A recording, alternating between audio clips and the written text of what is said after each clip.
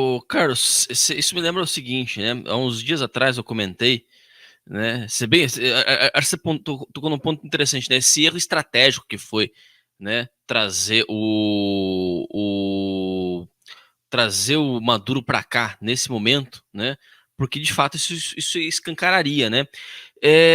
Essa fala do Lula a respeito de narrativa, achei também muito interessante, pelo seguinte, é interessante assim a gente analisar, né? Porque eu já venho ponderando uns dias, né, já há um tempo já, que a esquerda está perdendo a capacidade de gerar narrativas. Ela está perdendo domínio sobre narrativas, né? Isso tá bem evidente, né? Ela está perdendo assim, a capacidade de ter narrativas que possam realmente fixar. Bom, você veja o que é essa tentativa neurótica de criar narrativas contra o Bolsonaro, né? A última recente é que ele falsificou cartão de vacina. Como se, povo, pergunta, eu desafio vocês, saiam na rua agora, entrevistem o povão e veja se alguém está incomodado com o cartão de vacina do Bolsonaro, se é verdadeiro, se é falso, se não é, se vacinou, se não vacinou. Vejam se alguém está realmente incomodado. Vá no metrô em Realengo, né? E pergunta aí, pessoal, lá, vê se o pessoal tá realmente incomodado. Então, assim, e é óbvio, né? A narrativa já caiu por terra, já nem fala, não, nem se fala mais disso, né? Então, assim, Carlos, a impressão que me dá, né? A impressão que me dá é que realmente a esquerda ela perdeu esse vício, né? Essa capacidade enfim, né? Voltamos no comecinho do nosso programa, né? A doença do Lula é a doença de toda a esquerda, né? Ele entrou agora para governar em 2023 achando que estava em 2003, achando que estava 20 anos atrás. E parece que a esquerda inteira tá achando que tá 20 anos atrás. É porque eles tinham domínio de toda a mídia, não tinha rede social, entendeu?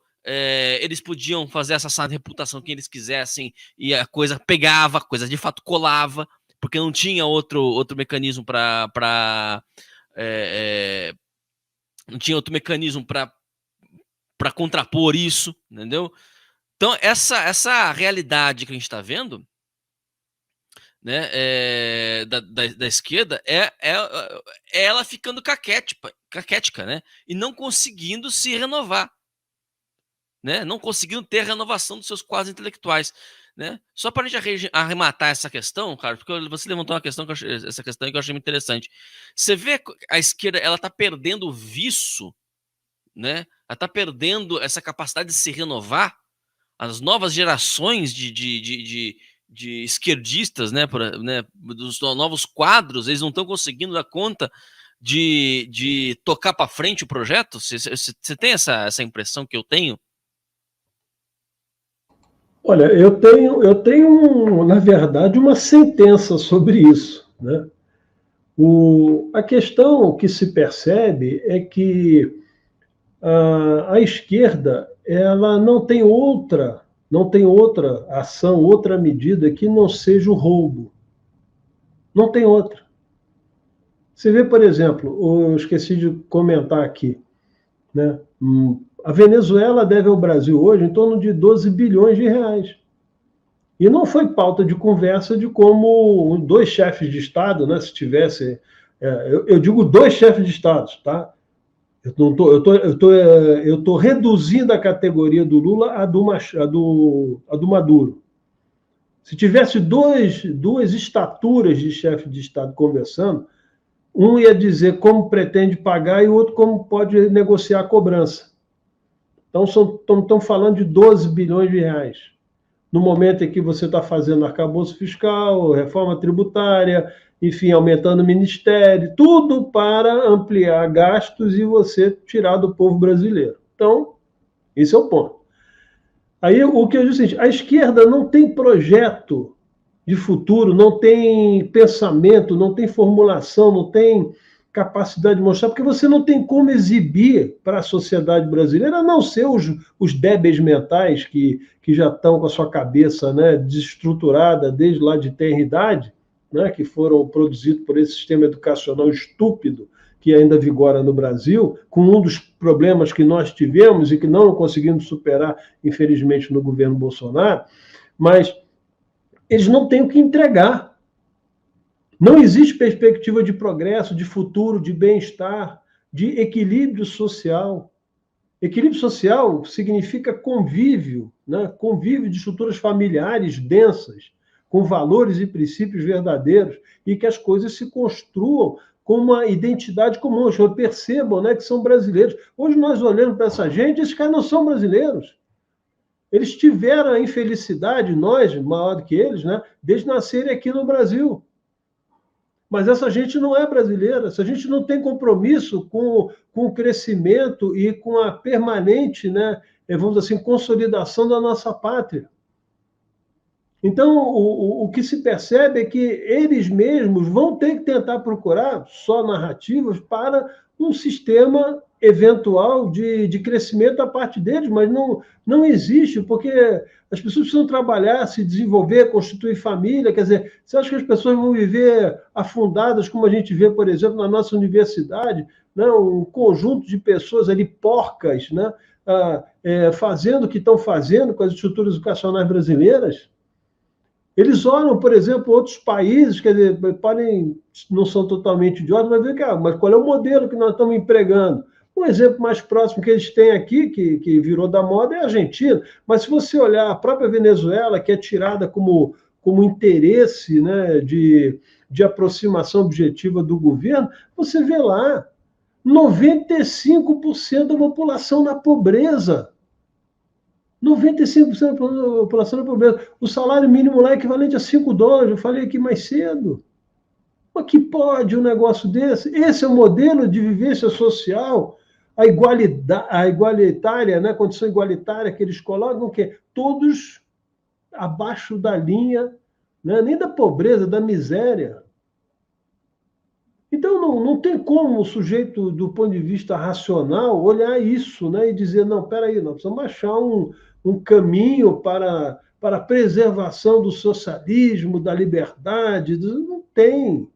Eles não têm o que exibir mais. Então, o que eles fizeram, Ítalo? Eu concluo. Eles se autoassumem agora como, na verdade, como verdadeiros ditadores. Compram os congressos, né, no sentido de cada país ter a sua estrutura congressual, e nomeiam e compram e subordinam as potências judiciárias, que seria, de uma certa forma, o equilíbrio constitucional de entendimento das liberdades. Hoje são o quê? São aprisionadores da liberdade. Então, a estrutura burocrática, vamos chamar desse poder, né, desse podre poder, ela já está estruturada. Então, por isso, precisa de dinheiro, manter-se na defesa contra o povo, tá certo? E bancar a estrutura burocrática. Até quando vai dar isso, eu não sei. Mas a estratégia é essa. Não existe mais aquela visão estratégica que eles diziam, que o discurso, né, como o Lula mesmo falou, com aquele que foi prefeito e governador do Paraná, esqueci o nome dele, é um arquiteto, que dizia, mas Lula, não pode ter 30 milhões de pessoas de rua, porque senão ninguém andar. Não, a gente falava qualquer número. E o pessoal na Europa batia palma, gostava. Eu dizia qualquer coisa, não tinha compromisso com a verdade, com nada. Lembra Carlos, disso? recentemente a Marina Silva, né, aprendeu bem com o Lula, né? 120 120 milhões de pessoas passando fome no Brasil. E ela devia ser a representante, né? Com aquela visão esquelética. Aquela tez, aquela coloração, né? Não, é isso. Então é isso. Então, eu acho que o modelo hoje, né, desse narcossocialismo, ele já está evidente, tá certo? Então não existe essa perspectiva de uma sociedade sã, quer seja através do trabalho, de renda, absolutamente nada. É a casta, né, o modelo venezuelano, né, que foi constituído, né, que foi exatamente subornar as forças militares, liquidar com a estrutura congressual e, ao mesmo tempo, subornar e conter, né, via, eu diria, ameaça, né, um poder judiciário independente. Então, esse é o modelo. Acabou. Não tem mais nada. Perfeito, perfeito. Tem um superchat aqui que eu quero agradecer. Everson Pelissari fez uma contribuição com a gente, muito obrigado. Vamos falar agora, o Carlos, para a gente arrematar essa questão aqui. Tinha outros assuntos aqui que eu queria tratar, mas já estamos caminhando quase 2 horas da tarde aqui. Temos que falar da CPMI. Acho que não tem como parar, não deixar de falar da CPMI. É o seguinte, né? O presidente da CPMI pretende investigar a legalidade das prisões do 8 de janeiro. A percepção de Arthur Maia difere dos rumos que a relatora pretende tomar. Só lembrando que o Arthur Maia, até onde eu sei, não tem nenhum parentesco com o Rodrigo Maia, tá? O presidente da CPMI do 8 de janeiro, o deputado federal Arthur Maia, do União Brasil da Bahia, disse que o colegiado terá um núcleo para tratar das prisões que aconteceram entre 8 e 9 de janeiro. Abre aspas. Não tenho dúvida de que investigar essas prisões será um dos aspectos da CPMI, disse Maia em entrevista ao jornal O Globo, publicada nesse domingo, dia 4. Abre aspas, vai ter um núcleo para tratar das prisões que aconteceram em relação aos atos do 8 de janeiro. Terá um desdobramento dentro disso. A legalidade dessas prisões, como essas pessoas de fato agiram para serem presas, isso vai ser objeto de investigação também. A percepção de Maia difere dos rumos que a relatora da CPMI, senadora Elisiane Gama, pretende tomar. Conforme noticiou o Oeste, a parlamentar pretende focar a investigação do colegiado em financiadores e autores intelectuais que de alguma forma contribuíram para os atos de vandalismo na Praça dos Três Poderes. Até o momento, o plano de trabalho da comissão não foi apresentado por Elisiane. O documento deve ser divulgado na terça-feira, dia 6, quando acontece a segunda reunião dos integrantes.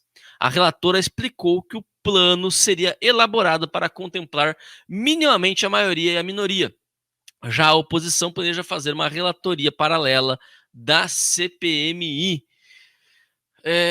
O Carlos, enfim, né? Essa história da CPMI começou, né, já lá em janeiro, já logo depois dos acontecimentos do dia 8. O governo, enfim, né, teve um desespero, né, para evitar que a CPMI acontecesse, né, enfim, enfim, né, sempre acontecendo acontecer essa tentativa de articulação, não deu certo, agora, né, enfim, parece que o Centrão tomou conta do processo. Queria tua análise a respeito disso, né? Você acha que vai sair alguma coisa que preste essa CPMI, ou vai sair só mais um circo, como a gente estava, como foi, por exemplo, a CPMI da pandemia que a gente cobriu na época do Terça Livre?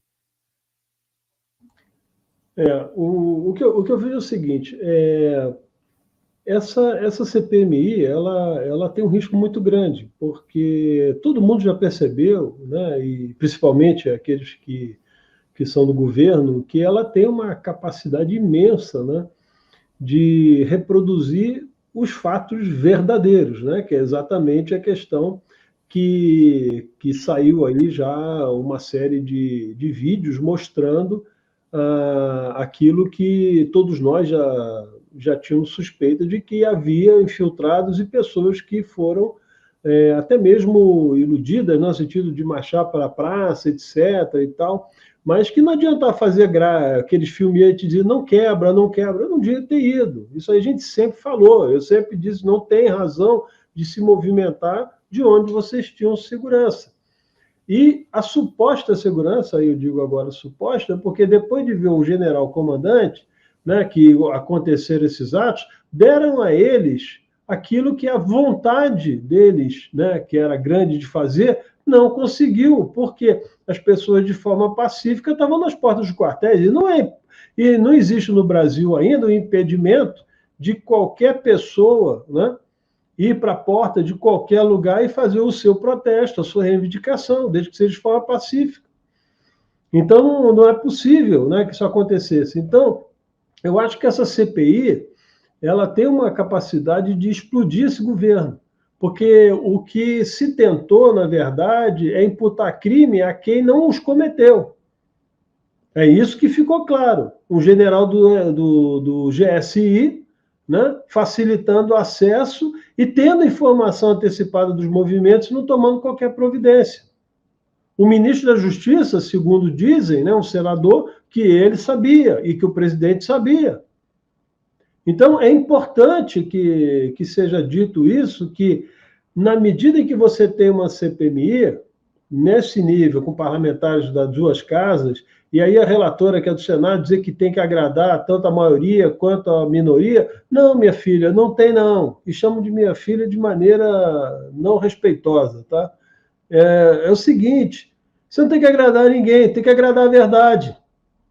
Não interessa se a minoria vai ficar satisfeita se você fizer uma coisa boa, a maioria vai ficar satisfeita se você fizer outra para ela. Quero saber é a apuração dos fatos. Isso aí é da sua consciência e sua retidão de caráter. Você não está servindo a ninguém a não ser a verdade. Então, quando você é relatora de um processo, relatora de uma CPI, relatora de qualquer coisa, você tem que estar ao encontro da verdade, você tem que ir à busca da verdade. Não é acomodar coisas para interesses de A ou de B serem acertados e ficar todo mundo na soma zero. Não, houve crime sim, e crime praticado, pelo que a gente assistiu, por pessoas do seu governo, notadamente um general, nomeado e amigo do presidente desde não sei quando, que foi ele até que fez esse sujeito general. Então, não, essa CPMI, ela vai ter dificuldade porque os fatos, eles superam a narrativa, né? Quer dizer, o modelo de comunicação é o fato. O fato é, vamos dizer assim, as garantias da segurança daquilo que você está espelhado para você é verdade. Não existe outra coisa. Então, como você pega aquelas pessoas quebrando, todo mundo destruindo, sujeito dando água para o cara, um querendo entrar na porta, o outro não. Aí o cara lá da Reuters, se não me engano, se eu estiver errado, me corrija, arrumando o cara, não, dá um pé aí na porta, tal, tirando foto, para exatamente configurar alguma coisa que foi feito por um eventual movimento, né, de extrema-direita, que eles chamam, e na verdade não foi, né? Talvez tenha gente até sim, aí tem que ver os financiadores, sem dúvida nenhuma. Quem são esses financiadores? E quem são esses que deixaram o patrimônio público brasileiro ser depredado por esse conjunto de marginais? Né? E outra coisa, aonde está a estrutura de defesa? Não estou falando da inteligência, estou falando da defesa tática, que é exatamente aquela que fica a postos na medida em que ou se surpreende com alguma ação ou tem uma medida de força que tem que tomar de resistência, quando você percebe um conjunto de pessoas andando e se movimentando na direção, quer dizer, você reduziu o tamanho das suas defesas e isso fica assim mesmo? É dessa forma? Então, quer dizer, não dá, Ítalo, que alguma coisa boa que agrade a maioria, a minoria, segundo essa relatora que vamos chamar assim, né, de Pilatos, né, lavar as mãos aí para qualquer coisa. Então, não vejo como isso não tem uma consequência forte. E outra coisa, concluindo, isso expõe o próprio Supremo Tribunal Federal.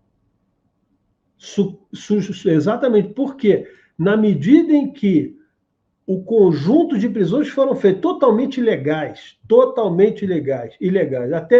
Acho que até o Zanin sabe disso, né? Que o pretenso aí, o candidato do Lula, né? Uma vaga no Supremo. Mas, teoricamente, até ele sabe disso, porque não individualizou, não qualificou cada pena, entendeu? Não colocou cada um dentro das condições que executou, simplesmente foram lá esses generais covardes, notadamente esse que deu aí na CPI do Distrito Federal, deu lá o testemunho dele, que prendeu depois todo mundo com falsa argumentação, mentindo, né, para senhoras e senhores, pessoas de bem que não são marginais nem nada, que esses canalhas não têm a coragem de enfrentar, mas esses idosos, essas pessoas que ficaram lá meses e meses à frente do quartel, privando a sua família e privando-se de uma série de condições, né? Eles serem presos dessa forma, de uma maneira covarde. Os caras desses tinham que ser arrancados, as estrelas deles, esse gente tem que ser expulso do exército, né? Ao bem da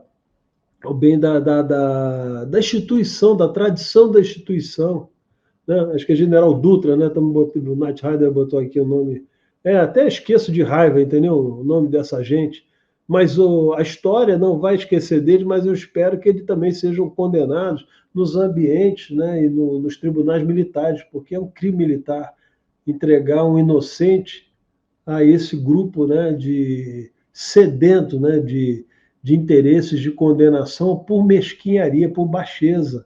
Como é que você pode prender 1.200 pessoas numa canetada? As pessoas deviam ter vergonha de si mesmas. Elas não devem ter espelho em casa, com certeza.